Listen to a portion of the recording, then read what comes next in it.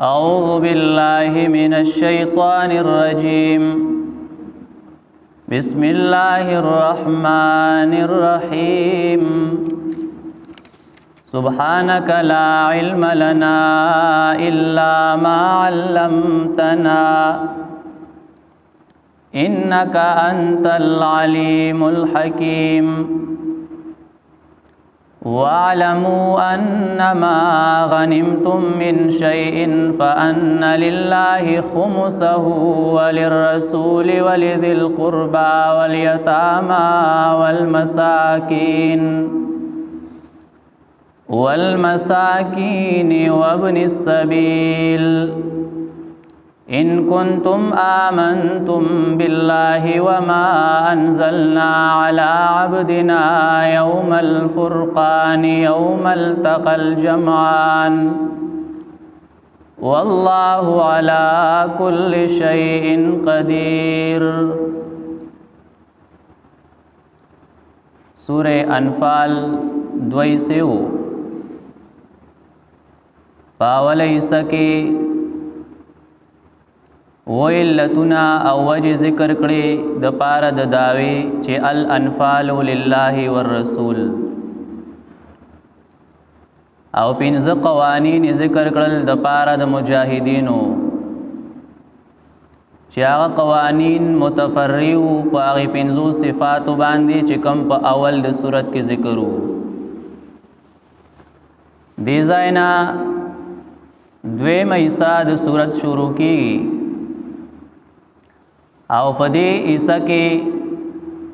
هم علتنا د انفال ذکر کړي او قواعد ذکر کړي قوانین د پاره د مجاهدینو. خدا بالکل بالعکس داولی سے دے څه مطلب اولی عیسا کې و علتنا نو پدې عیسا کې و قوانین ذکر کړي اولی حصہ کې پنځه قوانینو نو په دې حصہ کې پنځه علل ذکر کوي د پاره د داوی. واعلموا انما غنمتم من شيء فان لله غنیمت ستویل کې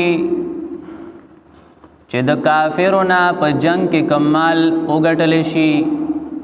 نو هغه ته ویل کې غنیمت. وَاعْلَمُوا أَنَّمَا غَنِمْتُمْ اللہ پاک فرمائی پوشی انما غنمتم یقیناً آغا چی تاسو حاصل کئی آغا چی تاسو غنیمت کی واخلی د کافرانونا من شیئن سمالو فَأَنَّ لِلَّهِ خُمُسَهُ وَلِلرَّسُولِ فَأَنَّ لِلَّهِ یعنی فالحکم ان للہ فیصله دادا چې یقیناً د الله د پاره خمسه پنځم دا غیدا جنگ وشو جهاد وشو غنیمت ته حاصل کو نو هغه غنیمت هغه پنځه ځای شي لکه مثلا 5000 روپۍ غنیمت راغی نو پدې کې با 1000 دا بیل کړی شي دا 1000 دا به تقسیمول شي په پنځو باندې رسول او ذوی القربا د رسول یتاما مساکین او ابن السبیل او علامہ قرطبی رحم الله وی هدایت کیم دی چې د نبی علیہ الصلوۃ والسلام د وفات نه بعد د نبی علیہ السلام حصہ او د نبی علیہ السلام د رشتہ دارانو حصہ هغه ساقطه شوی دا ختم شوی دا نو اوس بدا 1000 روپۍ بیا په دې دریو باندې تقسیمیږي یتاما مساکین او ابن السبیل خو کچرته په دې مساکینو کې د نبی علیہ السلام رشتہ داران وی نو بیا به د هغې خاص خیال ساتل کېږي. عالمان وی نبی علیہ السلام له چې به کومه حصه ورکړه د غنیمت نه نو په هغې به نبی علیہ السلام خانه کعبه کې کار کو او هغه به پاغي باندې لګولي. نو سم چې کوم امیر جهاد دی ځکه بعض علما وایي چې د قائم مقام د نبی علیہ السلام دی به عیسی اخلي. نو کده عیسی واخلي نو پکار دادا چې دغه پیسې د کلی په جماعتونو باندې ولګي. فان لله خمسه فیصله دادا چې یقینا د الله د پاره پنځم دا غیرا وللرسول یو د پاره د پیغمبر علی السلام ولذل قربا او د پاره د خپلوانو د نبی علی السلام والیتاما او د یتیمانانو والمساکین او د غریبانو وابن السبیل او د مسافرو د پاره. ان کنتم آمنتم بالله دا مقتضی ذکر کئی یعنی ستاسو د ایمانونو دا تقاضا دا چې دا مخکې کارو کئی. ان کنتم آمنتم بالله کتاسو ایمان راړی په الله باندې وما او په هغه نصرت باندې په هغه مدد باندې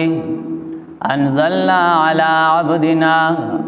چرا لګلو مونږ په خپل بنده باندې وما په هغه نصرتو یا په هغه پرختو باندې چې مونږ را لګلې په خپل بنده یوم الفرقان پرز د جدا کې دود دوړلې وی یو د مسلمانانو بل د کافرانو. شاه ولی الله رحم الله وی فوز الکبیر کی چې یوم الفرقان دې ته یوم الفرقان زکوي چې دا د حق او د باطل د جدای رضوا. یوم الفرقان پر رز د جدا کېدو د حق او د باطل هغه کوم رضوا. یوم التقى الجمعان پاغه رز چې مخامخ شوي دوه ډلې یو ډله د مسلمانانو او بل ډله د کافرانو. والله على كل شيء قدير الله په هر یو شی باندې وسواله دی. اذ انتم بالعدوه الدنيا وهم بالعدوه القصوى مونږ ویلو وې چې په دې دویمه حصہ کې ویلتونه به ذکر کوي د پاره د دې چې تقسیم د مال غنیمت د الله او د الله د رسول په قانونو کوي. نو دا غي د پاره اول علت او وجه ذکر کړي. اذ انتم بالعدوه الدنيا حاصل دا ده چې الله پاک وي چې تاسو مې بي وادي او جنگولې سره د قلت نه مې تاسو له فتح درکړه. نو تقسیم د انفال د زما په قانونو کوي. اذ انتم بالعدوه الدنيا کلا چې وای تاسو بالعدوه الدنيا پاکنار نزدې مدینه تا وهم او ادا کافران بالعدوه القصوى پاکنار لری د مدینه نا والركب اسفل منكم او قافله د سوداګرو لاندې تیرې دستا سنا. ګور دې ځای کې دا یو نقشه ذکر کوي د میدان بدرو. نو اصل کې په دې دواړو خارونو کې مکه مکرمه کې او مدینه منوره کې اعظم خار خو مکه و. نقشه د هغې ذکر کول پکارو او ګوره د مدینې ذکر کوي. وجه صدا وجه دا ده چې په هغه وخت کې دارالاسلام مدینه و او دار حرب مکه و. نو ځکه نقشه د مدینې ذکر کوي. مسلمانان گویا چې مدینه ته نږدې وو او کافران هغه مکې ته نږدې وو. او د ابو سفیان چې کومه قافله وه د هغې تذکره مخکې شوې ده. نو هغه د دریاب په غاړه باندې روانه وه د مدینې نه شاته. د میدان بدر او د هغې ساحل د سمندر د هغې فاصله 3 میله ده. والركب اسفل منكم او قافله د ابو سفیان تیرې دستا سنلاندې ولو تواعدتم لاختلفتم فی الميعاد کتاسو وعده کړی وا د یو بل سره د جنگ کولو لاختلفتم نو خامخا تاسو به اختلاف کړو فی المیعاد په نیټه کې الله وی چې ما تاسو جنگولې د اراده د جنگ نه بغیر که تاسو یو بل نیټه ور کړې چې یاره په پلان کې تاریخ او پلانای میاش کې به زمونږه جنگي او زمونږ به مقابله نه کې به ډېر اختلافات راتللو خدا خو الله تعالی کوي هغه چې الله وغواړي نو ولو تواعدتم که تاسو وعده کړی وي د یو بل سره لاختلفتم فی المیعاد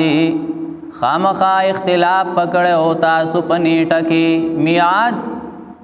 په معنی د وعد مصدر میمی ولکن لیقضی الله لیکن دې د پاره چې پوره کی الله امرن یو کار کان مفعولا چې دکړې شوی په علم د الله کې په ازل کې جلالین وی ولکن لیقضی الله لیکن الله تعالی جمعکم بلا وعد بلا میعاد الله تاسو بغیر د وعده نه جمع کړی لیقضی الله دې د پاره چې پوره کی الله تعالی امرن یو کار کان مفعولا چې د مقرر مفعول په معنی د مقرر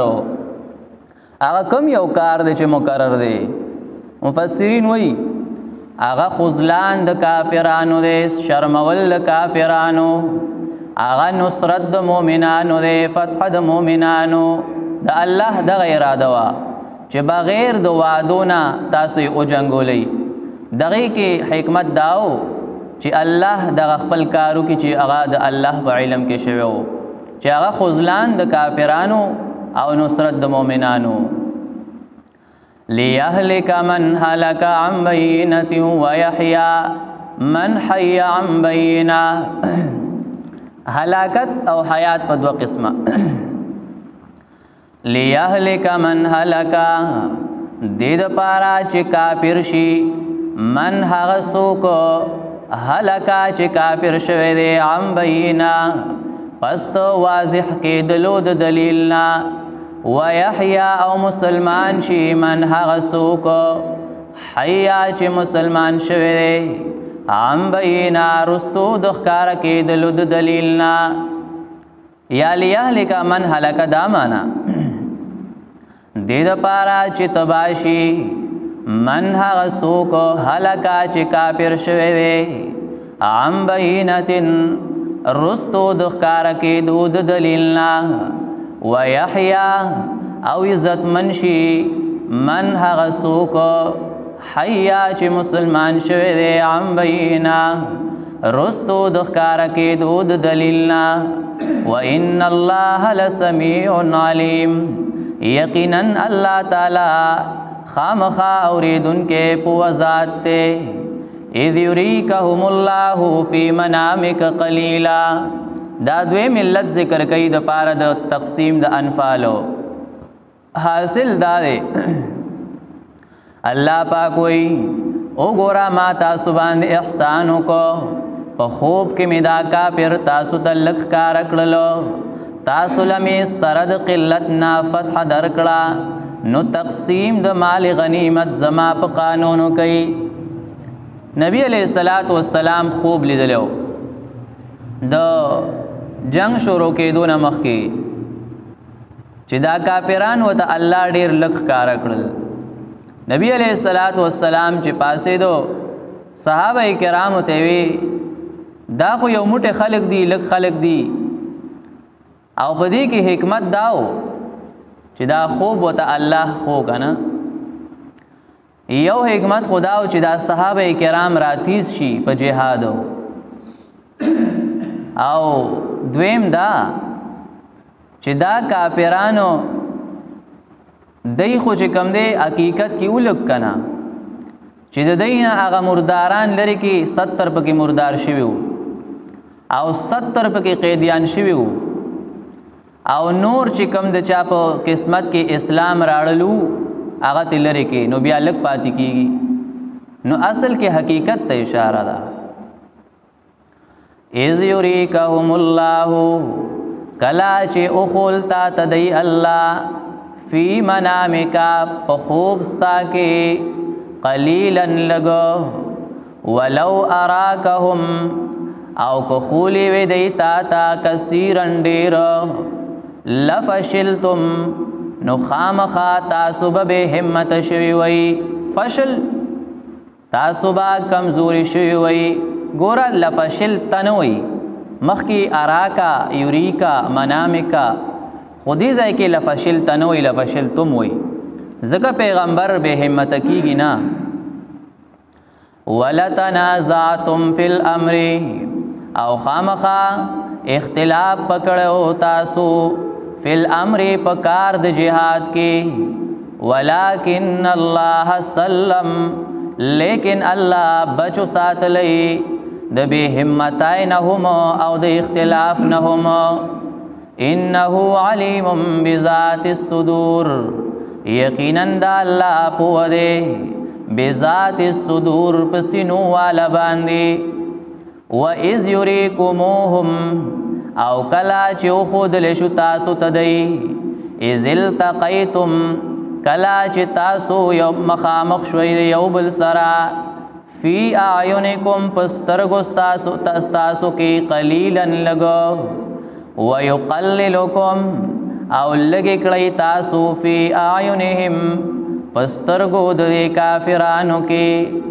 لیقضی الله امرا کان مفعولا دې د پارا چې پوره کی الله امرا یو کار کان مفعولا چې د مقرر نو سوره آل عمران 12-13 کې خویلو چې تاسو یو بل ته دوچن ښکارا کړی او دې ځای کې وایي چې یو بل ته لږ ښکارا کړی نو مولانا شبیر احمد عثمانی رحمه الله هغه وی کله چې دی یو بل نه لریو نو الله یو بل ډېر لږ لږ ښکارا کړل مسلمانانو ته کافر لږ ښکارا کړل او کافرانو ته مسلمانان ډېر لږ ښکارا کړل هغه یوم کم خو نور ورته هم کم ښکارا کړل نو مسلمانانو به یاره ځای چې زو په لږ غونته کې خلک ته ضربې ختم کو کافرانو به هم وی ځای چې زو په کیسه ولا ختمو نو چې کله یو بل ته بیا مخامخ شو سب بندیو شو نو بیا یو بل دوچن لیدو او دا غي نمخ کې چې لریو دی یو بل نو یو بل وته کم ښکارې دو لیقضی الله امرا دې د پارا چې پوره کی الله امرن یو کار کان مفعولا چې دې کړې شوی په علم د الله کې یا لیقضی الله دې د پارا چې پوره کی الله امرن کار کان مفعولا چې د مقرر کار څه دی هغه غلبه ده و الی الله ترجع الامور او الله تا واپس کول شي ټول کارونه اختیار د الله دی